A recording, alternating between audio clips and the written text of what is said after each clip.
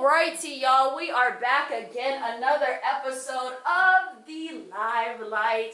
I'm here with the one, the only, the queen herself. Go ahead and introduce yourself. Hi, I'm Aaliyah Adele. I'm the founder and director of Aaliayh Women. Adele, I don't know why I kept thinking your name was Haggard. Yeah, that's my last name, but you know, my behind the scenes name is my middle name. You know how people be that's like, your middle name. Yeah. So I like my first and my middle name because they're both singers, and I love both of those singers, so I like the way that sounds. Yeah, I was like, oh, I just noticed that. I'm like, Adele, like, I like that. You can kind of keep your government name under wraps sometimes. You know, business, personal, But tell us a little bit about what you do, Aaliyah. Well, as I said, I'm the founder and director of Aaliayh Women, so it's actually a women's empowerment organization. We focus on talking through our past, present, and future adversities through reading self-development books and discussing all those things in an open discussion setting. So what we're essentially trying to do is help, not even help, but show women who is the inner queen that's inside of them that they have essentially yet to find or yet to discover or yet to really emerge. So that's something that is our bread and butter. That's something that we're really passionate about, is just building a community of strong queens, because we're all queens, but we've yet to have that confidence in order to kind of showcase that and go after the things we want to go after. Yeah. And I really love what you're doing. Like, not even if I wasn't a part of it, even if, like me coming down here and being a part of the first one, if anything, I was just so excited, just because of the energy that you're bringing, the topics that you are highlighting. And then you're bringing so many beautiful, powerful women together to discuss, like, really, when she says open discussion, like, it gets deep in there. And so for you to be able to provide like a safe place, that's why I was telling you, like, this is kind of like my safe place, especially people looking at me, what I'm saying. I guess you could say Annie has really helped me myself, like, with embracing that queen, that feminine energy, what I'm saying, and bringing that out. So I really, really appreciate you for providing this for myself and other women across the valley, I appreciate that, and it's really dope because I appreciate you for giving us a chance, because we didn't meet till you came to that first meeting that I had. And so it's actually like short funny story is the person that I talked to about this is essentially, her name's Demetrius Lester, and she's amazing. She has a nonprofit called Emerge Come Into View. So she's helping women in her own right with very, very difficult things that go on into their lives. So she's doing amazing work. So when I brought the idea to her, we kind of cultivated it, and then when it actually ended up becoming a meeting, that's where she brought yourself and your mother to the meeting, and we got to really, essentially try it out to see if it's something that's needed or something that, is enjoyable, because, we laugh, we talk about serious things, we joke around about, semi-serious things or not serious things. Just bring light to it. Yeah, bring light to it. But I think what's important is we bring certain conversations that are maybe taboo or maybe things that we're self-conscious about to light, and we kind of see that, hey, I'm not the only one that's thinking this way, or I'm not the only one that has these thoughts, or hey, there's someone that's going through it, but they have a different perspective. I've never thought of that. And I think those conversations are so important. So important. That's what I'm saying, like, being able to provide a place, like, if anything, like, the main place I feel like most people feel like they should be able to, like church and stuff, but, outside of all that, you're really providing somewhere where people can break down those walls and feel comfortable and talk about those issues and and address those problems and trauma, whatever the case may be, right there, and not feel like they're being judged or anything like that. That's the most important thing. Like, it really is amazing, and I'm just like, man, can we like go ahead and start up the next one? I know, we're getting close to it. I think what's also kind of cool is like having different ages there, because the youngest female that we had there, Queen, was 17, because the mother brought her daughter, and then the oldest individual was in her 50s. So it's bridging the age gap, because we have a lot to learn from people of all ages, you know, because everyone's kind of going through different things in different phases of their life. So it's nice to hear things from people that are in a phase you're not in yet, that you will be in the future, to know that, hey, what you're going through right now, it does get better. You know, I went through that at your age, or I'm older and I'm still going through it and seeing you overcome that at your age. Okay, that empowers me to get over it at my age. Exactly. So it works both ways. Yeah, I love that. Beautiful. Outside of you being a woman yourself, what made you want to kind of like target women? I would say because, in my opinion, we are throughout history, very, very undervalued, and we are very powerful. Like, for example, you could take it back to the example that I always use is chess. Like, if you play chess, what is the most powerful piece on the chessboard? It's the queen. And that's not saying anything about kings, that kings are not powerful. Of course they're powerful, they're kings. But the queen is essentially who holds it down, you know? While the king is there, you know, doing his king stuff, you know, being strong, you know, just doing his thing, it doesn't mean that the queen is supposed to live in the shadows and essentially, I don't know how to explain it, not live off the king, but kind of rely on the king, be in his shadow, you know? The king and queen rule the kingdom together.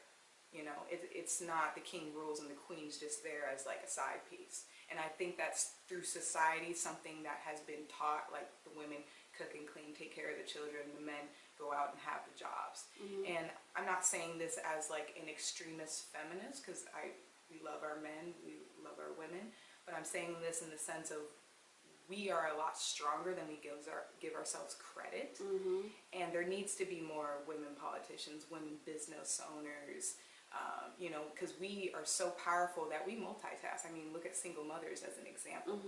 You know, single mothers not only hold down a job and however many children, but there are single mothers that do all that and then get their education at the same time. Like, we are so powerful. We just put our minds to it and take away the barriers that social media and society has put on us. So that's why I go after women, because we have so much to offer the world that I don't feel like we've even like scratched the surface. Like tapped into. I definitely agree. Just looking at myself, you know, reflecting on that, like that's very true. And if anything, you know, I feel like women sometimes feel like they have to downgrade themselves because of the king player or because of the man that's involved in the picture.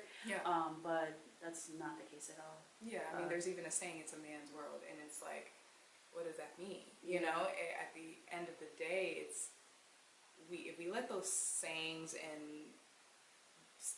we stay in the box that society puts us in, then of course we're never going to grow. So you have to be powerful enough to put the genders aside and say, hey, I'm a person and I'm powerful in my own right, and I have all this to offer. I don't care if you're a man, woman, whatever. I don't care. I know me and I know what I have to offer, and I'm going to go after what I want to go after. Like, unapologetically. Regardless. Do you want to share like a little backstory to how A&E was like developed? You know, there's always that either that moment in life that we go through, or you know, that point in which we were blessed with the vision, the download of, you know, our business, our vision. So can you provide like a little background story of how this all came about for you? I'll kind of, because the story's kind of long, so I'll shorten it. So I want to say it started in college. It was kind of a chain reaction of things that transpired. So I was on the University of Arizona track team. I had walked on my freshman year, which was a huge accomplishment for me because I hadn't been running track very long. So I worked really hard for that moment, and then, you know, it wasn't easy. And even throughout it, it wasn't easy. So I worked really, really hard and wanted to get a scholarship by my sophomore year. So I did really well. You know, preseason was hard. I struggled, but I still had heart. And it got to the point where my coach like saw in me that I was getting better and was like, okay, if you can drop sometimes, we'll talk about scholarship. Fantastic. Everything's looking up. Grades are fantastic. Come winter break, I go to California with two friends of mine, and we're on our way driving back, and this is January 5th, I want to say 2015, but I'm driving back from California, and essentially I get in a really bad car accident. It's a rollover car accident. I was airlifted to the hospital. The two people in the car, one just had like essentially really bad whiplash and internal bruising, but nothing was broken. Like, you know, he was just, you know, just tossed around in the car. And then the female in the car, she was fine. She got out of the car and was able to communicate with the cops, because at the time the accident didn't happen because I was speeding, but I was speeding and then saw the cops, slowed down, tried to pull over, didn't see there was a ditch, and I rolled down the ditch. Yeah, so it was a very freak accident. In that accident, I had broke my C6, C7 vertebrae in my neck, and completely severed, like just fractured. And essentially, long story short, the doctors were A, surprised I wasn't paralyzed from the neck down, and B, surprised I was even alive with those type of fractures, and then minor brain trauma and so on from that. So I was very, very, very beat up. So, I mean, that says it's, I mean, that's very clear that my track season was kind of done. Yeah. You know, I could not go back, and so, boom, my scholarship opportunity that would have been had was gone. I had a choice whether to go back to school or take a year off, which they wanted me to take a year off and get neck surgery and have the whole case thing, and I was like, no. Like, all respect to doctors, for me, I watched a lot of Grey's Anatomy, so, so it makes me a little nervous to go in with that type of injury and still be able to feel, because, you know, in Grey's Anatomy, it's always, we had complications. And so in my eyes, you know, I didn't want to risk that, and was like, okay, if they told me it was as simple as if I jerked my neck too hard, I could paralyze myself. So I told myself, okay, if I paralyze myself, I'd rather it be my fault. And so that was kind of my logic there.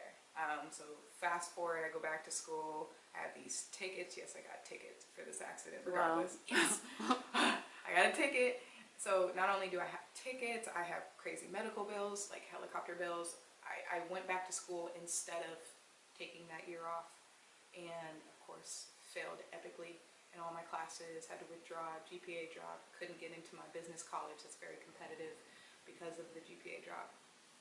So yeah, my GPA dropped, plummeted actually, but so I couldn't get into my college either. So essentially my whole college plan on how I planned my college life to go just went really, really quickly. So in a matter of one car accident. So then after that, of course, I spiraled into a depressive state, and, you know, went through all of that, you know, the suicidal thoughts, suicidal attempts, all that type of stuff. And the funny thing is I had a moment today where I realized that although I was going through that, you should never feel like your life is that bad, because you're on this earth for a reason, and truly everything that happens for you is for a reason. And if you look at it as something that is negative, that is supposed to like bring you down, tear you down, to lead you to that point, then you're not understanding why the reason, why the certain thing happened, because terrible things happen all the time, but you have to understand why. Well, what is that? What's the message that you're supposed to get from that, and how are you supposed to grow from that? But that's just a little side note. But yeah, so then after college, so essentially I got to graduate. I had to work really, really, really hard. I changed my major. I had this whole thing happen with my college, but I got it all fixed and graduated on time, long story short. And after that, I was lost, because not only did I not get my scholarship, so I had student loans now, I did not graduate with the degree that I had planned, even though I had no idea what I wanted to do at the time. I thought having a business degree was everything if you didn't know what you wanted to do. So the fact that I didn't have a business degree, that's logical. Yeah, Logical. I was like, you know, business. I'm going into business, so it's a degree in it. But obviously now looking back at that, I know that was like, wow. But I really just kind of overall felt like a failure. And I'm really, really hard on myself with stuff like that. And I just plummeted. I was just like, I was just like very, very feel sorry for yourself party, hardcore. And then finally I was like, okay, I need to find something to connect to. So then I started reading Buddhism books. I volunteered with Future for Kids, who I'm with for now 3 years. Side note, great organization. They help kids with adverse childhood experiences, which are traumas. When your kids, like abusive parents, neglected parents, traumas like seeing death or whatever's a trauma, it's these kids have a high amount of them, and so you mentor them. So it's a great nonprofit. I've been associated with them for 3 years, and I actually joined them because I felt like we could heal each other, because I was broken at the time. Yeah. But how I got to A&E was I met my boyfriend, Joshua, and he met me, and he's the first man that saw me and was like, okay, instead of saying, dang, you got issues. There's so much wrong with you. He was the first man to be like, dang, you've been through a lot. You haven't figured it out yet. And so he gave me the book that we read, which is the book that I will swear by all day long. And it's What to Say When You Talk to Yourself by Shad Helmstetter. And I read that book, and it was so powerful, explaining essentially the power of the mind, and how although we can't control our surroundings, we can control how we deal with the things that happen to us. And we don't have to let things get to us, which is very, very important. And so after I read that book, I just kind of felt really good and wanted to go after like whatever. I wanted to find my purpose at that point.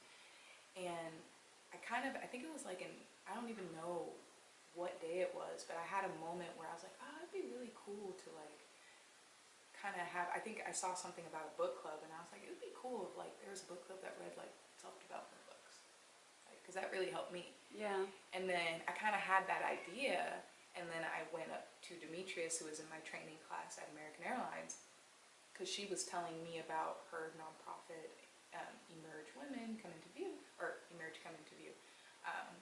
But I went up to her and was like, hey, I have this idea, women's book club, because it was supposed to be just a book club at first. Women's book club, we read self-development books, and then, you know, maybe we talk a little bit about it and talk about our things that happen to us, things that's going on. And she thought it was a great idea, and from then on, we just started developing it, and I just got more and more into it, got more ideas, and then I started talking to people about it and asking them, like, do you think that would be beneficial? Do you think it sounds nice? And everyone told me it sounded pretty cool, so then I decided before I wanted to make it a nonprofit, I would do a soft launch and see, like, okay, we're going to do it as if it exists and see who likes it, see if it's something that is needed. And we'll survey them after, and if people hate it and they're like, okay, this is dumb, then I wouldn't have wasted my money, you know, doing the whole nonprofit route, right? Because I'm one of those rational people that I want to try it out before I like fully invest. Yeah. And so, and it worked out beautifully, even at the first meeting, more than I could ever imagine. And I realized I had stumbled upon something bigger than just a book club. But that's a very long way of explaining, but I hope that explained it. No, definitely a beautiful background. And then it's just like something so traumatic, you know, had to happen in order for you to kind of like emerge, that queen to emerge from yourself. So when you say everything happens for a reason, I wholeheartedly believe that, good or bad. And it's really up to us, you know. I feel like life is a video game. So in order for us to avoid continue to have to go through these traumatic or painful experiences, it's all about understanding the why. Why is this happening? You know, what is the universe, God, whoever, you know, that divine power, what is this trying to show me? And I'm just really glad to see that it like brought forth something so beautiful from you. You know, something that, like you said, is way bigger than just a book club. It's not just a book club. So I really hope you understand that. Oh, yeah. All right, so let's see here. Aaliyah Adele, what is self-love to you? After having such a beautiful story, a beautiful background, I mean, what is self-love to you at this point in life? Wow, that's like $1 million question. Because self-love is just being okay with who you are. Like, I think that's the biggest thing. How I put it on my Instagram, actually, that I think there are 7 trillion, don't quote me, but I believe it's something trillion possibilities of essentially who can be born out of the sperm and the egg. So essentially you have to look at yourself as you're 1 in 7 trillion that was born, right? So there's a whole purpose to you and why you are here instead of whoever else could have been you, right? So why don't you love yourself? You know, you're so rare and you're so unique that you're 1 out of a trillion. Like, how you, I think, practice self-love is not being hard on yourself, and understand that everything that happens to you, everything that you fail in, is something that is for your growth, and it's something that is going to be beneficial for your future, because at the end of the day, all failure is a teachable moment. The only time where you truly fail is when you quit. That's the only time when you fail, is when you quit, right? That's the ultimate failure, because that means you gave up on yourself there, right? And mind you, there's a difference between quitting and moving on to something you know is better for you, right? But I'd say another point to self-love is also seeing yourself as beautiful, because that was something I think I struggled with a lot, and then sometimes still do. I'm not perfect. I'm not saying that I'm the guru of all, like, healing yourself and like just being completely happy all the time. That's not gonna happen. Self-talk and self-love is a daily thing. It's a daily thing you have to remind yourself. It's a skill to be acquired. Exactly, and that's acquired through affirmations and changing the programming in your mind. So the only reason why you would feel like you're not beautiful is because you're comparing yourself to somebody else. That's really the only reason why. Because other than that, like, what's beauty? $1 million question. Cricket. What is it? What is beauty besides what society says is beauty, which changes all the time? Beauty used to be, I cannot say it's Renaissance or whatever, when they used to, you know, powder their face. Where, you know what I'm talking about? Like crazy powder. Big old their dresses. Face, where their face was like 10 times lighter than the rest of their body. That was beauty. Being a Victoria's Secret model was super happening in beauty at the time. Now being curvy and having a butt and having boobs is beauty. Like, society changes up what beauty is all the time. So of course it's gonna be hard for you to see yourself as beautiful. You need, like, you know, next they're gonna say something else is beautiful, and you're gonna be like, damn, I can't keep up. I'm trying to do all this stuff. Only if you have 1 arm, you're beautiful. Or nowadays, I mean, I love it how they are bringing more light to other, you know, the way people look. People are all different. So like you said, who's to say what is beauty, what's quote unquote ugly? Like nothing is. You know what's ugly is trying to categorize someone in like, okay, you're beautiful because of X, Y, Z. Like, where true beauty lies is within your character, right? Because that's where you can be ugly. Yeah. You know? Regardless of what you look like on the outside. Exactly, because there are some beautiful people that are so ugly because of how they treat other people. And there are people that society doesn't take as beautiful that are so gorgeous in who they are.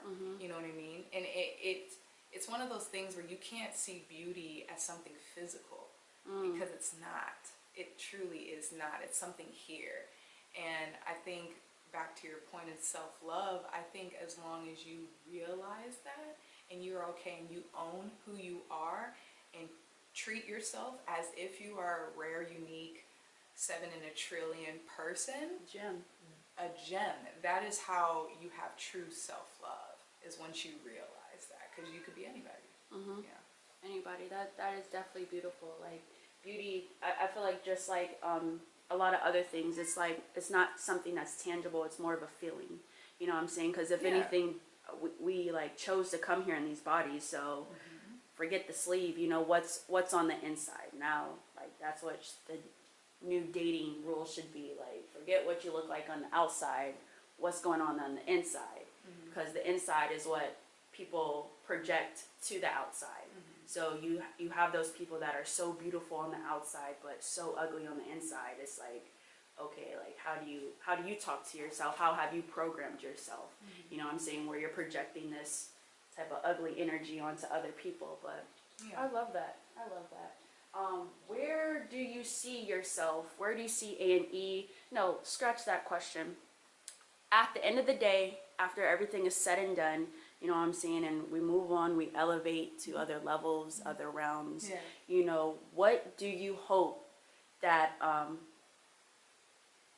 what do you hope to leave to the people? Like, what do you hope to leave to society? You know, like when everything's said and done, what do you want people to say about Aaliyah Adele and A&E? To be honest, I don't care what they say about me. to be real.